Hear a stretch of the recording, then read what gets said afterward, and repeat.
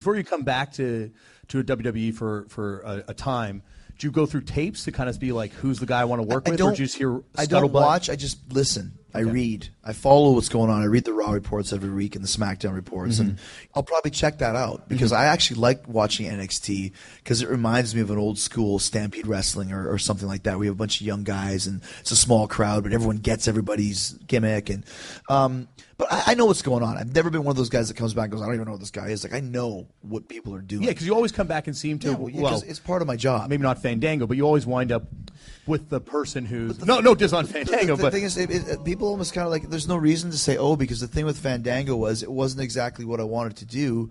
But the night after WrestleMania on that Raw, he was the most over character on the show. And anybody here can go, oh, that night people were going freaking bananas for him. Yeah, completely nuts for him. And I'm taking credit for it. Yeah. Because we built that feud so well in 4 weeks. I took a guy that no one had ever seen, made people believe in him, made people get into that character. And it was what it was. You know, like I said, it wasn't what I wanted to do at Mania, but in retrospect, I was actually very, very happy with that feud, and I think it worked out great. So I think to use the idea of Fandango being some kind of a moment, I think that's being unfair to what we did. And I didn't. You didn't. But I didn't say, it was all these other jerks, Chris. I'm not like them. It was the parrot. It was the parrot. I thought he was really mean there when he criticized you guys. but. It was those guys. The loud guys. I see you. It's our show.